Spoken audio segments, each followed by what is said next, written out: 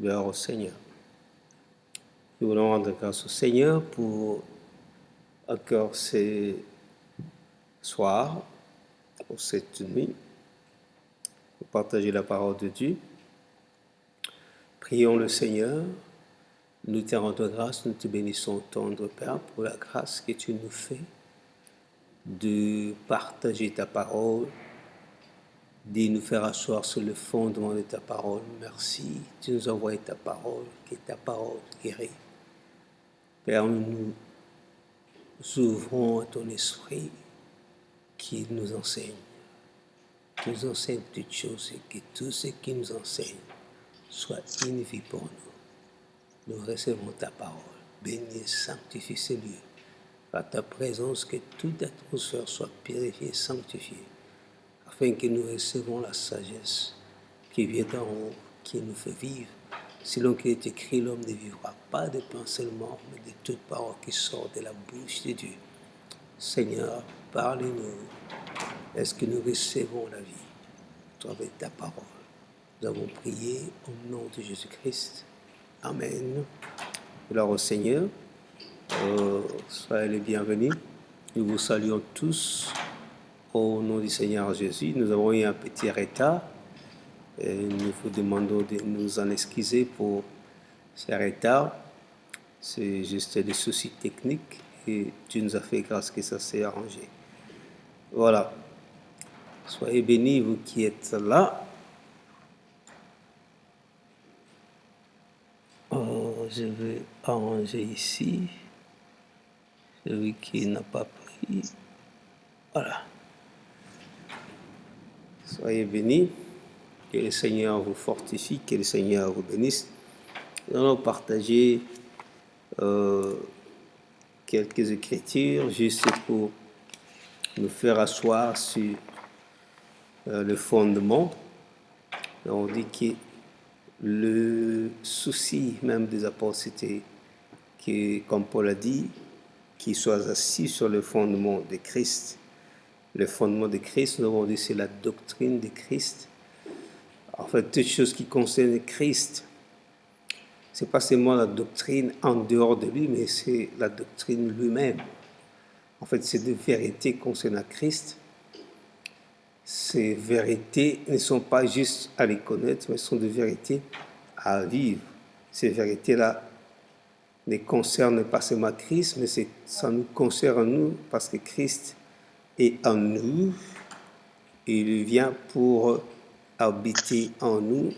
Ça, c'est une vérité, c'est un fondement, c'est une doctrine. Donc voilà, quand nous insistons sur la doctrine de Christ, c'est en cela que notre foi est assise. Nous sommes assis sur cela, ce sont les piliers, comment on dit, the pillars of faith, the pillars of Christ, of Christianity, ce sont des piliers de la vie chrétienne. Et comme ce sont des piliers, les piliers, il faut que nous nous assurons que nous sommes assis sur ces piliers-là. Ça veut dire que nous nous appuyons sur ça. Et ce sont des vérités qui soutiennent notre vie chrétienne, qui soutiennent notre vie en tant que chrétien, qui soutient ce que nous avons reçu en Dieu. Voilà. Nous avons été pendant un moment parler de la doctrine de la vie éternelle, où nous avons parlé de la nouvelle naissance qui nous donne accès. Nouvelle naissance qui donne accès à la vie éternelle. Nous avons parlé des réalités de la nouvelle naissance. Ce ne sont pas de bobards, ce ne sont pas des racontars, mais c'est une doctrine, c'est une vérité incontournable, c'est une vérité que nous devons y vivre chaque jour, que nous devons nous appuyer sur ça tous les jours. Parce que quand en fait, une vie chrétienne qui n'a pas des appuis solides, c'est facile à être ébranlé. Donc on parlait de la parabole que Jésus a dit de celui qui écoute sa parole, celui qui a bâti sa maison sur les rochers, qui quand le vent vient, la maison résiste, mais celui qui a bâti sur le sable, quand les vents viennent, la maison s'écroule et les catastrophes sont pires. Alors, voilà pourquoi nous insistons sur la sévérité permet que nous puissions vivre réellement la plénitude en tant que chrétiens. Gloire au Seigneur. Que le Seigneur vous bénisse, vous qui êtes là. Donc, un élément de plus que le Seigneur m'a mis à cœur, et quand nous avons parlé la fois passée, quand nous sommes nés de nouveau, qu'est-ce qui se passe? La nouvelle naissance, nous devons savoir que c'est une porte d'accès. Pour avoir accès dans ce monde, il faut naître physiquement. Et pour avoir accès dans le spirituel, dans les choses de Dieu, dans la divinité, il faut naître aussi de l'esprit. Tu ne peux pas avoir accès dans la vie spirituelle si tu n'es pas né de l'esprit. C'est comme ça que Romains 8, il dit, je vais juste paraphraser, que Romains 8, il dit celui qui est... Pour l'instant, je prends ce verset-là, c'est...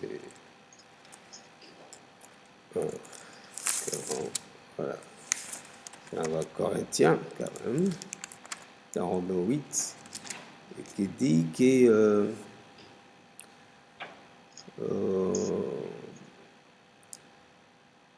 bon, chez moi, si j'ai lu en anglais, on peut lire à partir du verset 9, 10, 11. Il dit que... Puis-je avoir les références, s'il te plaît, à nouveau? Romains 8,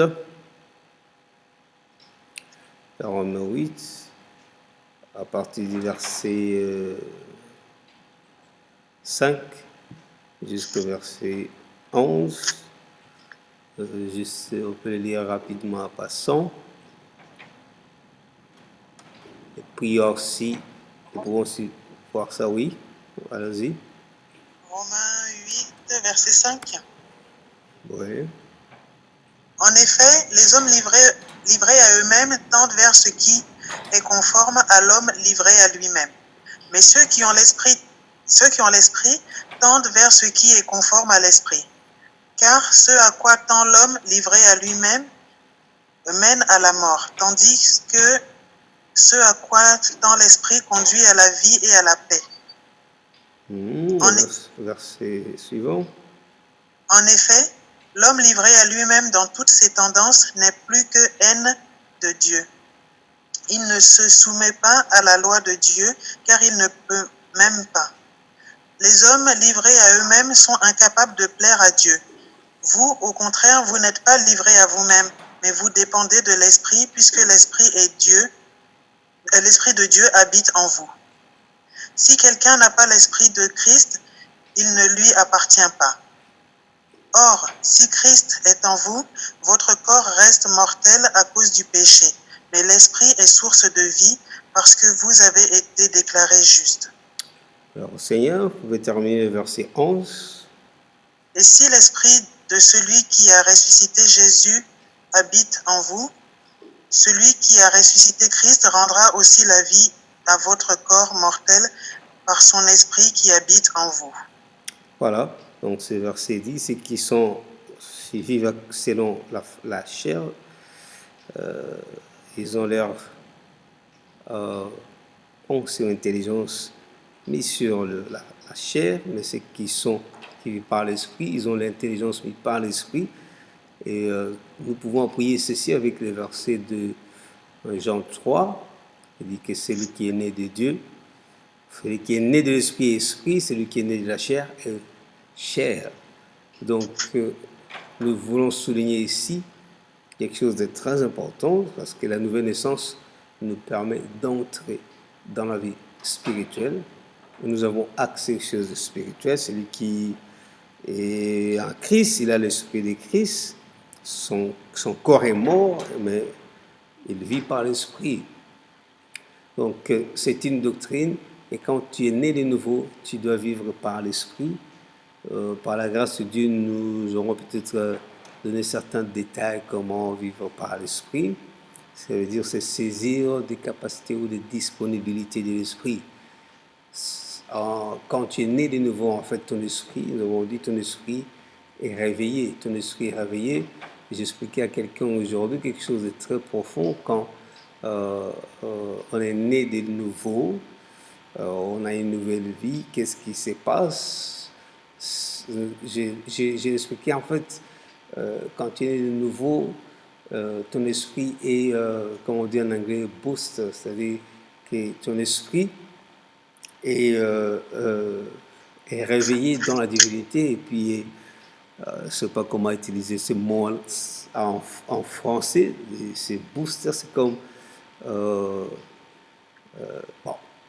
c'est un, comme on dit, upgrade, ou c'est pas la mise en jour. Comment on dit ce terme encore en français? Bon, vous allez m'aider pour expliquer ça. Donc, l'homme ancien reçoit, n'est plus, mais un homme nouveau qui est réveillé, est réveillé, mais il reçoit une comme double capacité, portion de fonctionner en esprit, parce que dans ces moments, quand tu es né de nouveau, Dieu vient lui-même en toi, il vit en toi, comme la Bible dit dans 1 Corinthiens 15, qui Christ, qui est l'homme nouveau, le nouveau Adam, il est un esprit vivifiant, alors que l'ancien Adam est une âme vivante, mais le nouveau Adam est un esprit vivifiant. Donc, nous pouvons voir comment l'esprit de l'homme a été, comme on peut dire, upgrade. Donc, c'est comme tu as un téléphone Samsung S7, quel est l'upgrade de Samsung S7? Oui. Quel est l'upgrade de Samsung S7? C'est le S8. C'est le S8, voilà. Donc tu quittes dans... C'est le modèle supérieur. Voilà, qui est plus puissant que S7 ou S7. Donc gloire au Seigneur. Nous voulons nous emprunter de ces réalités et nous avons posé un principe, nous avons dit que celui qui a la connaissance augmente sa puissance. Donc si tu acquiers la connaissance, tu augmentes la puissance de ton esprit s'est réveillé et devient actif. Et c'est la révélation qui dit que l'homme ne vivra pas de pain seulement, mais de toutes paroles qui sont de la bouche de Dieu.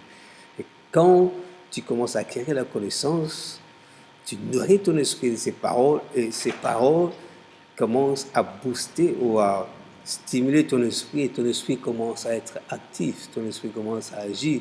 À ce moment-là, que tu commences à vivre déjà par l'esprit. Parce que quand ton esprit est éveillé, c'est comme un bébé qui doit croître. Et quand tu nourris le bébé de la nourriture, il croît. Et quand tu nourris ton esprit de la parole, ton esprit croît, il est boosté, il commence à avoir de l'énergie, il commence à être actif. Et quand un enfant mange bien, il commence à croître, vous n'avez pas besoin de lui dire de faire certaines choses, il va commencer à faire les choses lui-même. Il va commencer à être actif. Et ton esprit, dès qu'il est réveillé, né de nouveau, l'esprit est réveillé. Et quand tu le nourris par la parole, ton esprit commence à agir. Parce qu'il vit de cela. L'esprit vit de la parole. C'est comme ça que Dieu a dit que l'homme ne vivra pas par le pain seulement, mais de toute parole qui sort de la bouche de Dieu. C'est-à-dire que tu veux commencer à vivre la vie de l'esprit, tu dois te nourrir par la parole, qui est la nourriture de l'esprit. Et en nourrissant de la parole, l'esprit est boosté. Bon, les énergies de la parole vivifient l'esprit croît et grandit et il devient fort et commence à agir. Donc voilà, c'est très important, pas seulement de connaître, enfin de savoir, mais d'accéder dans cette connaissance, d'avoir une interaction, une communion avec ce que tu connais. C'est ça la révélation. Que ce que tu lis, tu écoutes, devient une vie, devient une révélation, et la révélation ne peut pas te laisser inactif. La révélation vient toujours pour te booster, pour te vivifier, pour te, comme on dit en anglais, to quicken. Hein. Il veut t'enflammer, il veut enflammer ton esprit et ton esprit devient agissant. Alléluia. Gloire au Seigneur. Alors aujourd'hui, je voulais insister sur en fait, et je crois qu'il faut parce que je l'ai parlé, mais je sens que je vais insister parce que le problème, ce n'est pas que nous parcourons les choses vite. Le problème, c'est que nous puissions, comme on dit en anglais, emphasize, que nous puissions vraiment marteler sur cette chose et que cela s'imprègne en nous, comme Ephésiens 3, je crois, il dit que vous soyez enracinés. Donc, nous voulons nous enraciner sur ces choses ici, parce que c'est ça le commencement, c'est ça le fondement, c'est ça les piliers, c'est ça qui soutient les restes. Parce que, on dit, si les fondements sont renversés, qui fera même le juste? Si tu n'as pas de fondement, même Dieu, qu'est-ce que Dieu fera? Il faut être assis, enraciné sur la fondation, de manière à ce que tu ne puisses pas être secoué par les vents et tout. Et nous allons insister sur cela, parce que c'est facile de dire la vie éternelle.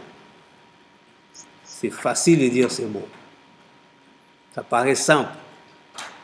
Mais au vu de Dieu, ces mots, la vie éternelle, ce n'est pas n'importe quelle vie. Ce n'est pas n'importe quoi. J'ai parlé avec un jeune homme aujourd'hui, un homme de Dieu aussi. Et nous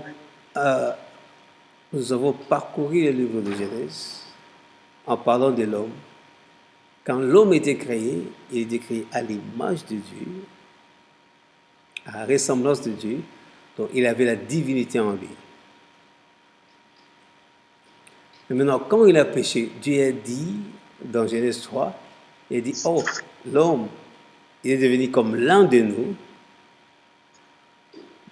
de peur qu'il puisse manger encore de l'arbre de vie et demeurer dans le péché éternellement.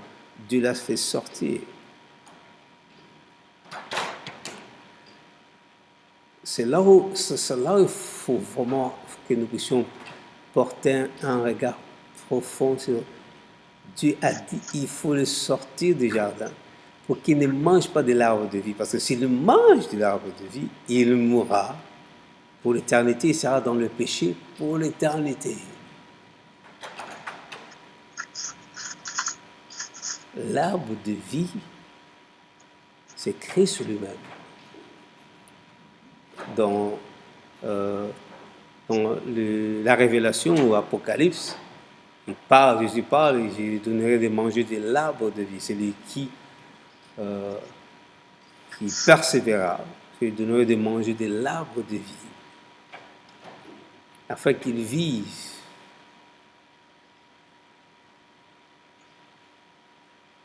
Nous pouvons voir dans ces versets, dans Genèse là, la puissance de la vie divine, que si l'homme mangeait alors qu'il avait péché, il allait rester éternellement, vivre éternellement dans le péché.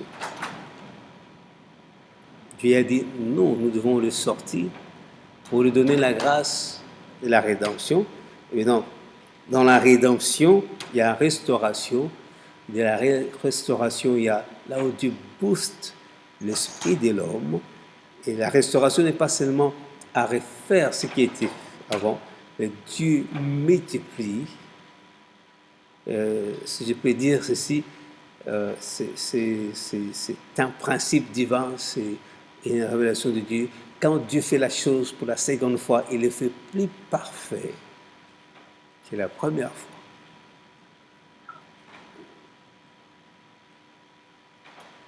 Bon, je vais ouvrir une petite parenthèse là-dedans. Tout ce que Dieu fait en second, et puis c'est la perfection du premier.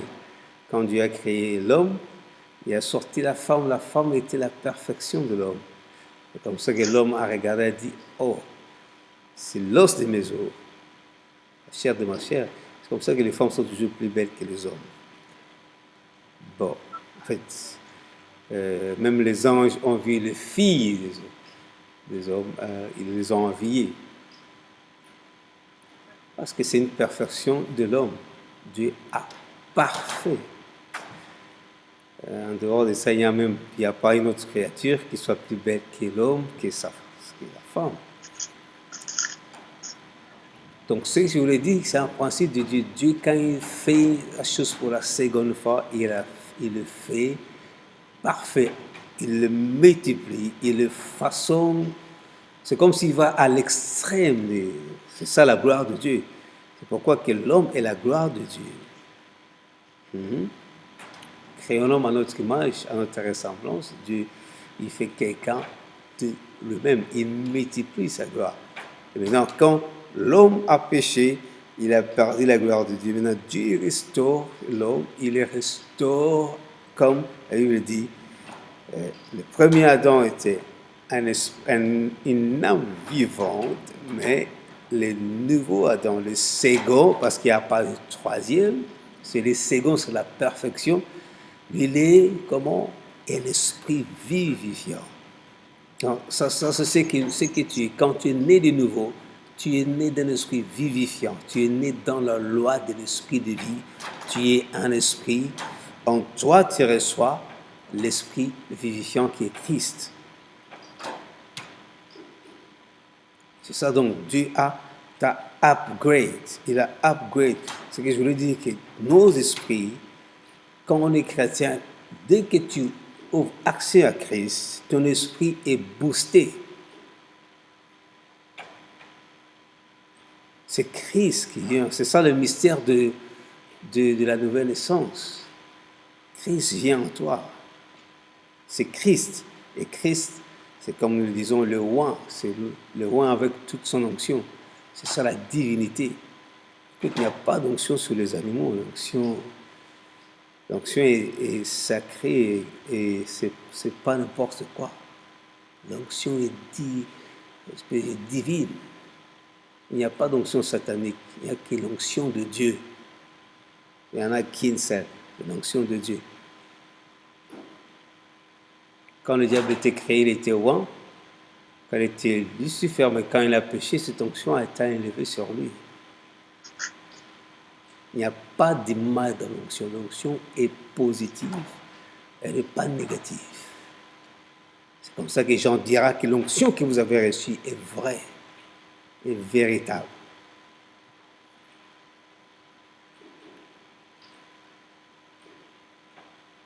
Et il faut que nous comprenions cette réalité-là. Que tu as reçu un esprit vivifiant. Maintenant, je vais revenir sur ce qui est très important. Je voulais insister plus sur la vie éternelle. La vie éternelle, quand la Bible parle de la vie éternelle, il ne s'agit pas d'une vie promesse. Il s'agit de la vie de Dieu, parce que la vie de Dieu est éternelle.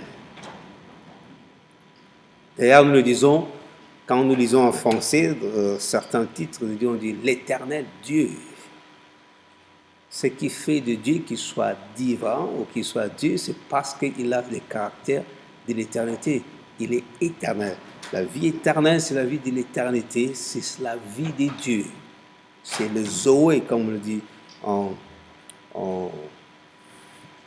termes grecs. C'est le Zoé de Dieu. Maintenant, quand la Bible dit que quand nous sommes nés de nouveau, nous recevons la vie éternelle. Ça veut dire que nous recevons la vie de Dieu. C'est ça qui vient pour booster notre esprit. Nous avions une vie, de la chair, avec notre âme. Maintenant là, quand on est né de nouveau, nous recevons la vie de Dieu. Je ne parle pas ici de la vie de l'homme. Je parle de la vie de Dieu. La vie de l'homme est soumise à tout parce que Dieu l'a sorti de sa présence. Il était soumis à tous les conséquences de la chair. Malgré qu'il vit, il tombe malade, Il vit les souffrances, il vit toutes ces choses-là, les oppressions, les tourments et tout ce que le diable a amené. Au lieu que l'homme vive en cela dans l'éternité, mais Dieu a ouvert une brèche pour lui, il a fait sortir afin qu'il ne vive pas en cela pour toujours. Et là, quand Dieu le sauve, Dieu lui donne sa vie. La vie de Dieu n'a pas de maladie. La vie de Dieu n'est pas une vie pauvre. La vie de Dieu, ce n'est pas une vie de médiocrité. La vie de Dieu, c'est la vie supérieure. C'est la vie qui est au-dessus de tout. C'est comme ça qu'on dit, le second Adam, c'est un esprit vivifiant. Jésus dit dans Jean 10, verset 10, nous pouvons lire cela.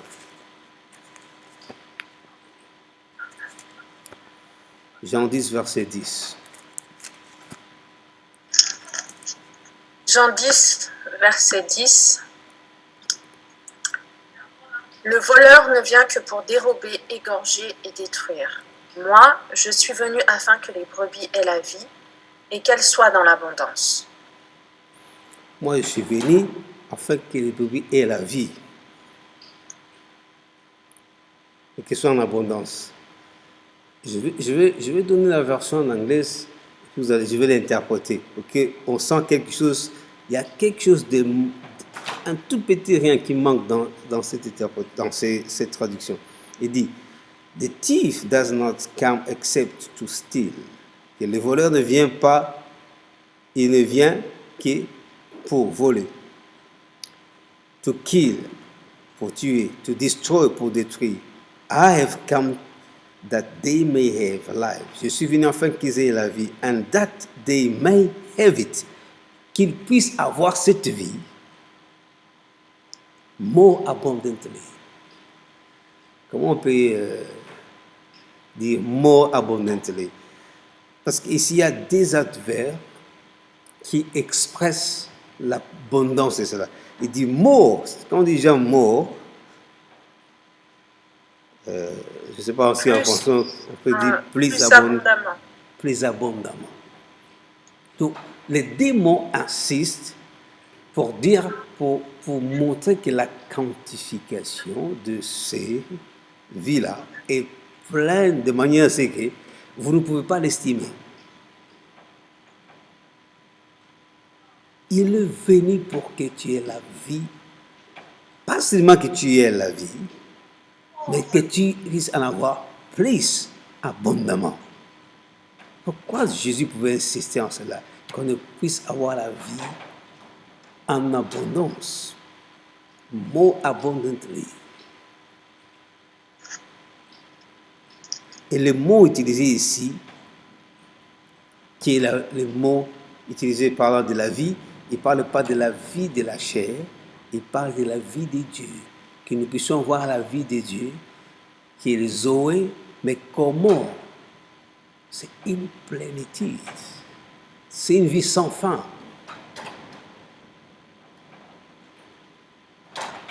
Ce n'est pas seulement la vie qu'on dit, je respire. Non. C'est la vie de Dieu. Ce qui fait que Dieu ne peut pas mourir et il est éternel. Et cette vie-là, ce n'est pas une vie qui est soumise ou qui s'agenouille devant la maladie. Ce n'est pas une vie qui s'agenouille devant les oppressions ou les attaques de quoi. La vie de Dieu, c'est la même vie que Dieu a. Ce n'est pas une vie différente. Ce que nous devons comprendre, c'est que nous devons développer cette conscience que nous avons une vie abondante. Et si nous ne vivons pas encore cette vie en abondance, en plénitude, nous devons y avoir. Parce que Jésus dit, afin qu'ils aient la vie, mais qu'ils puissent en avoir en abondance, c'est pour dire en d'autres termes, il y en a qui s'arrêtent seulement du fait d'avoir la vie, mais ils ne cherchent pas à la vivre en abondance. Et je prie que le Seigneur nous ouvre nos esprits pour que nous comprenions, que nous disons que nos esprits soupirent à une plénitude de la vie. Aller vers cela, désirer avoir, désirer à vivre. Si parfois tu ne comprends pas, tu dis, Seigneur, dis-moi, c'est quoi la vie en abondance? Ou si tu vis une vie où tu croupis dans la misère, tu croupis dans la maladie, tu croupis dans les oppressions, les histoires, ainsi, ça, ce n'est pas la vie que Dieu a donnée. On va voir cela, ce que Pierre, par exemple, dit. La Bible dit, dans sa présence, in his presence there's fullness of joy. Dans sa présence, il y a la plénitude de la joie. Ce que Dieu a amené dans l'homme, par la nouvelle essence, c'est la plénitude. D'autres versions disent en anglais, je vais lire une autre version en anglais qui dit, qu'il puisse avoir cette vie en extra.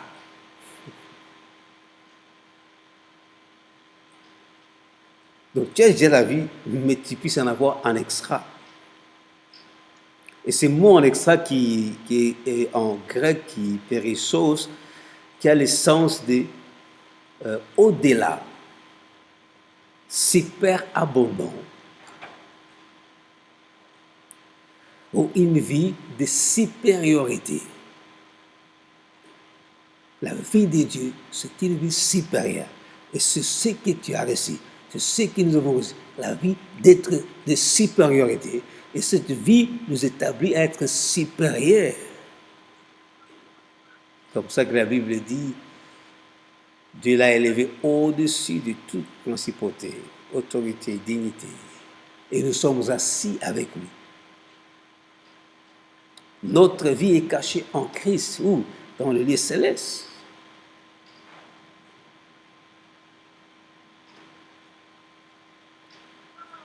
La supériorité de la vie que nous avons reçue. Et cette supériorité, Dieu ne nous a pas donné cette vie éternelle pour que nous puissions en avoir comme un gage, en fait, comme disons, oui, un gage que nous allons vivre après. Donc cette supériorité de vie nous est donnée pour vivre sur la terre. Parce qu'au ciel, tu n'as pas besoin d'être supérieur à quelqu'un.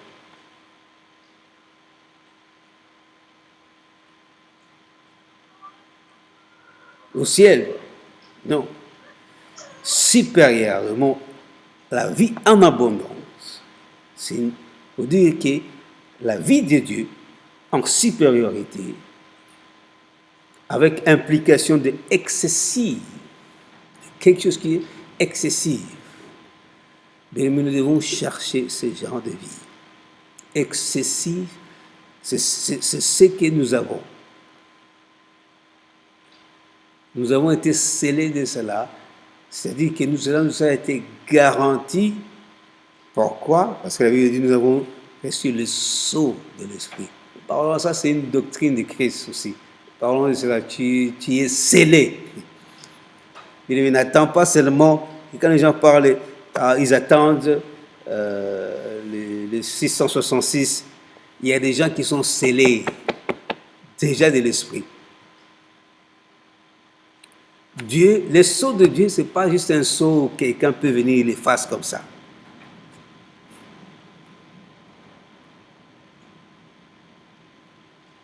Dieu ne vient pas pour sceller quelque chose et que le diable vient et il le fasse.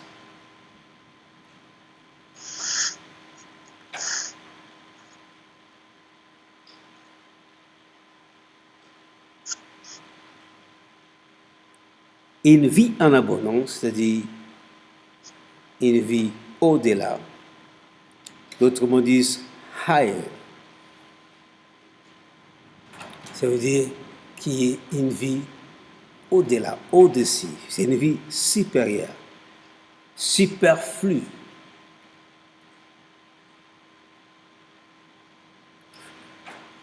Bien aimé, si nous comprenons ces choses, nous pouvons les réclamer en Dieu. Nous pouvons réclamer cela. Parce que c'est ce que Dieu nous a donné. Le problème avec Dieu, c'est quoi? Il a tout fait. Maintenant, c'est à l'homme d'en jouir. Romains 10, verset 6 ne dit pas, dit ceci, ne dit pas qu'il, n'est-ce pas, qui va aller chercher cela. C'est comme si tu veux que Christ descende du ciel, qu'il meurt encore pour une seconde fois, pour que tu aies ce qu'on t'a déjà donné, pour que nous puissions voir ce qui nous a déjà été donné. J'ai réalisé que nous ne faisons pas d'effort de prendre ce que Dieu nous a donné. Nous ne nous donnons pas la peine de cultiver cela. Nous ne donnons pas la peine de développer. Tout ce que Dieu donne à l'homme, il le donne pour le développer. Ça veut dire qu'il peut le développer en extra. Dieu n'est pas jaloux. Il n'est pas jaloux que l'homme développe les choses. Non, au contraire, Dieu est content parce qu'il dit, c'est comme qu'il a dit à l'homme, cultiver la terre, c'est-à-dire travailler, développer.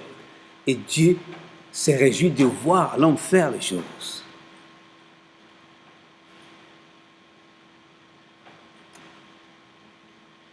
Alléluia. La vie en abondance. Quand nous lisons Ephésiens 3, verset 20, Ephésiens 3, verset 20, je vois que je ne vais même pas lire tout ce que j'ai écrit ici. Ephésiens 3, verset 20.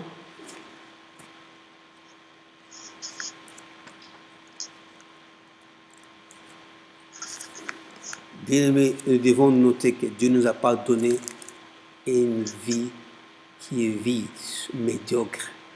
Non, c'est une vie supérieure. La vie éternelle, c'est une vie de supériorité qui nous place supérieurs aux autres.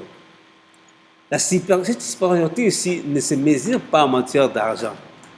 Ça peut aussi se manifester dans cette dimension-là. Mais ça ne se mesure pas, ça ne se quantifie pas à combien tu as comme l'argent.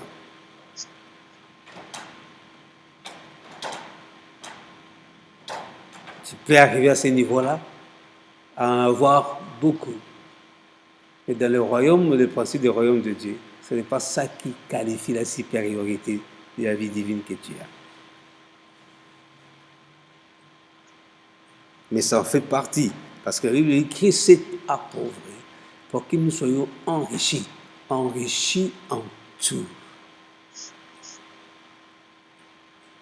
Enrichis en tout. Ephésiens 3, chapitre 20, plutôt 3, verset 20. Ephésiens 3, verset 20. Or, à celui qui peut faire, par la puissance qui agit en nous, infiniment au-delà de tout ce que nous demandons ou pensons.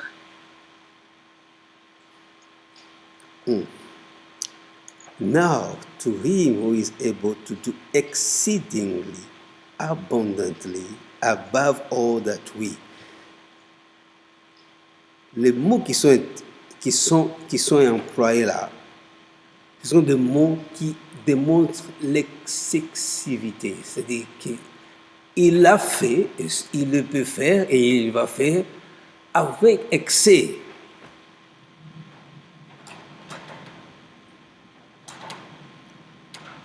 Qui est capable, exceedingly, je ne sais pas comment je peux le traduire en français, abondamment, au-delà.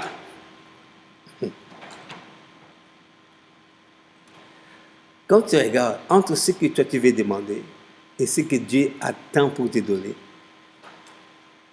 c'est comme si tu prends, tu veux quitter ici pour aller, quelle est la dernière planète de la création, c'est, bon, que les hommes ont vu, disons, pas le dernier, mais peut-être parmi les planètes que l'homme connaît. Il faut aller à Pluto, par exemple. On se fait des billions des années. Oui, Stéphanie? Je ne sais plus. Si c'était Mars, je ne sais plus. Non, Mars, c'est juste à côté ici. C'est Jupiter ou Uranus ou un truc comme ça. Oui, tu vas à Jupiter. Mais il y a une petite planète qu'on parle de Pluto. En anglais, c'est Pluto, quelque chose comme ça que j'ai. Pour même arriver à Jupiter, là, il y a des billions de miles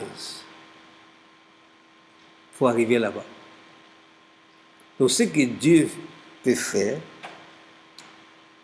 par rapport à là où tu es, ce que tu demandes, et ce que lui peut donner, il le fait au-delà, abondamment, pleinement. C'est ça la vie que nous avons reçue. C'est ça la vie éternelle, la vie de Dieu. C'est une vie qui coule plein, sans limite, sans limitation. C'est une vie exagérée. C'est ça la vie de Dieu. C'est tellement exagéré qu'il ne peut pas mourir parce que si la mort, en fait, je suis en train juste d'extrapoler, si la mort voulait par exemple l'amener à le faire mourir ici, et il sort de l'autre côté, il crée une nouvelle dimension de vie. Et si la mort veut venir ici, il crée encore. C'est comme le corps qui se défend. Par exemple, comme je dis, le corps en soi est un mystère aussi. Une maladie sort et puis le corps les rencontre et puis le corps développe des choses pour aller au-delà, pour vivre. Et ce qui amène la mort passe. Et puis, depuis combien d'années que l'homme est sur la terre et quelles sont les maladies qu'il y a eu, l'homme continue à vivre. Même si certains sont morts, mais il y en a qui vivent. Ils attrapent la maladie, mais ils vivent. Nous pouvons voir. Ça, c'est déjà dans ce que Dieu a créé pour le premier. Maintenant, en ce qu'il vient de faire. C'est comme ça que Jésus dit, vous boirez des breuvages mortels. Vous ne mourrez pas. Il n'a pas dit parce qu'il voulait le dire. Non, il a dit, c'est ça la réalité de la vie éternelle qui nous est donnée. Vous avez reçu la vie et la vie en abondance. Une vie abondante. Alléluia. Pouvons lire ça dans 2 Corinthiens chapitre 4, verset 10 à 12. Donc, quelqu'un prend 2 Corinthiens chapitre 4, verset 10 à 12. Une autre personne prend 2 Corinthiens chapitre 5, verset 4. On peut lire ça rapidement, parce que notre côté est là. 2 Corinthiens chapitre 4, verset 10 à 12. Verset 10 à 12. Portant toujours avec nous dans notre corps la mort de Jésus, afin que la vie de Jésus soit aussi manifestée dans notre corps. Car nous qui vivons, nous sommes sans cesse livrés à la mort à cause de Jésus, afin que la vie de Jésus soit aussi manifestée dans notre chair mortelle. Ainsi la mort agit en nous et la vie agit en vous. Que la vie de Jésus, quelle vie? C'est le Zoé, c'est la vie de Dieu, soit comment? Manifestée jusque dans notre corps. Ça ne doit pas seulement rester dans l'esprit, ça se manifeste dans le corps. Il faut que cette vie que tu as reçue de Dieu, pleinement, elle doit couler jusque dans ton corps. C'est comme ça que si ton corps a des problèmes, cette vie vient pour anéantir. Si c'est une maladie, il anéantit la maladie. Si c'est un péché, il vient pour anéantir ce péché-là. Parce que le péché se manifeste dans le corps. Le péché se manifeste dans le corps. S'il n'y a pas de corps, le péché ne se manifestera pas. Si tu as un cadavre, parce que un cadavre pêche, pêche pas. Si tu n'as pas de corps, tu ne pêches pas. Ceux qui sont morts, ils sont sortis de leur corps, ils vivent plus dans le péché, ils vivent plus dans le monde du péché. Ils ne peuvent plus pécher là où ils sont. Alléluia. Que cette vie de Christ, il dit que nous mourons pour que la vie de Christ fasse quoi? Ça se manifeste où? Dans notre corps.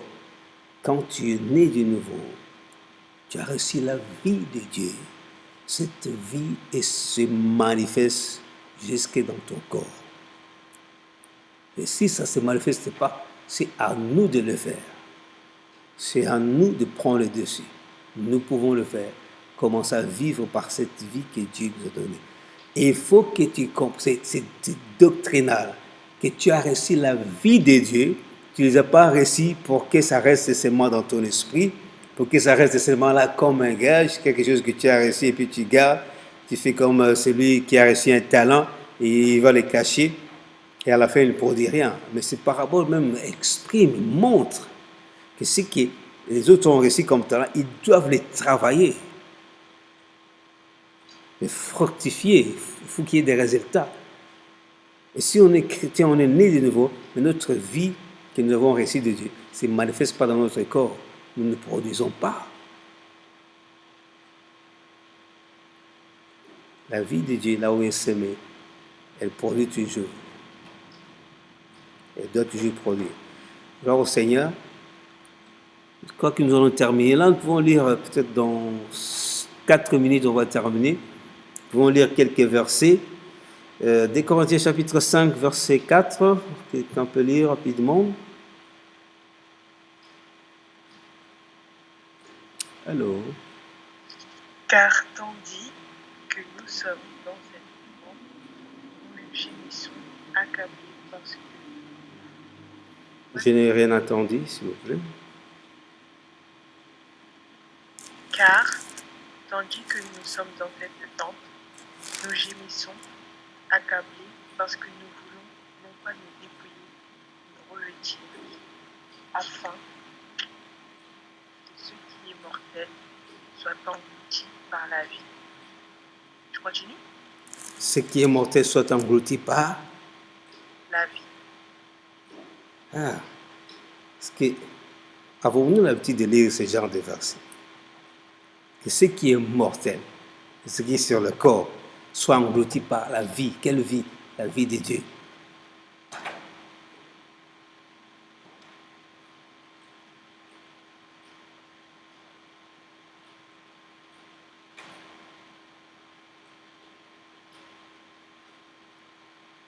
Tu peux lire le verset 5? Et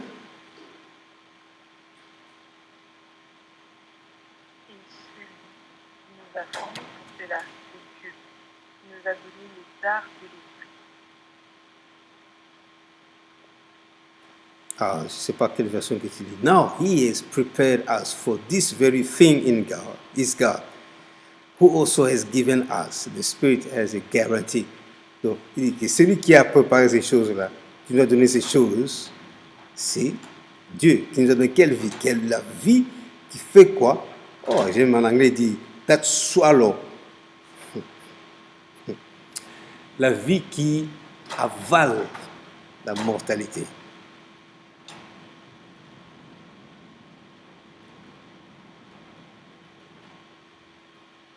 La vie de Dieu avale. Quand on dit swallow, c'est-à-dire il avale la mortalité. C'est comme quelqu'un qui boit le poison mais il ne meurt pas parce qu'il a avalé la mort et puis il vit. Et c'est ça la vie. C'est ça la vie de Dieu que nous avons reçue. Alléluia. Bon, il y a tant de versets. J'aimerais donner ces versets, nous allons lire à la maison. Peut-être on reviendra sur ces versets-là. Mais nous allons clôturer avec les versets 1 Jean, chapitre 3, versets 14 à 15, et puis 1 Jean, chapitre 5, versets 11 à 13.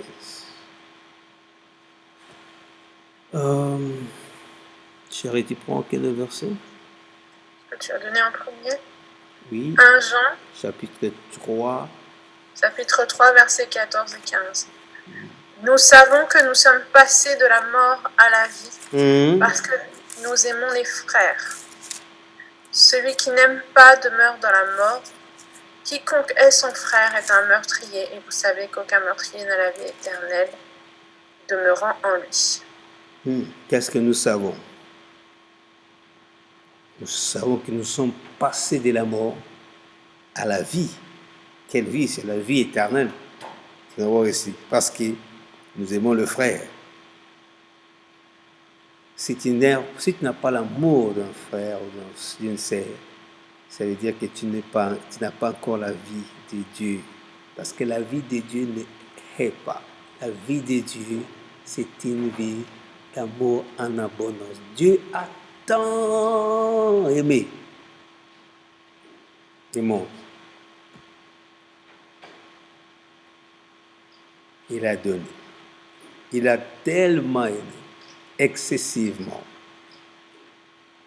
Alléluia.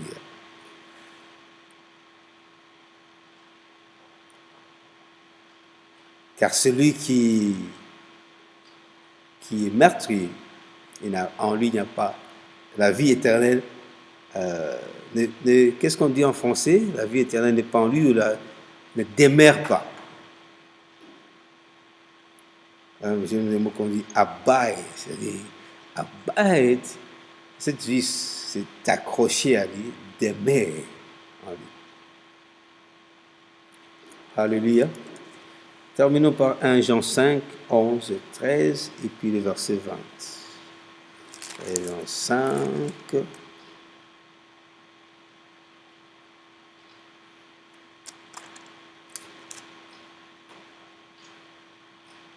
Il faut accepter ce témoignage, c'est que Dieu nous a donné la vie éternelle et que cette vie est en son Fils. Celui qui a le Fils a la vie. Celui qui n'a pas le Fils de Dieu n'a pas la vie. Je vous ai écrit ces choses afin que vous sachiez que vous avez la vie éternelle, vous qui croyez au nom du Fils de Dieu. Le Seigneur dit la Bible dit que c'est pour nous certifier que vous qui croyez, vous avez cette vie-là, la vie donc de Dieu, que nous avons donné peu d'illustrations ici. Tu en as. Maintenant, il faut en faire quelque chose. C'est certifié, tu as la certitude. Si tu comprends cela, c'est ça la fondation de la chrétienté, la chrétienté, disons. C'est ça le fondement. C'est ce qui te fait asseoir que si tu as Christ, tu as la vie éternelle. Pas que tu auras, tu y as cela. C'est pas une future, c'est maintenant là que tu as Christ. Tu as cette vie de Dieu. Cette vie qui engloutit la mortalité, qui engloutit les choses mortelles.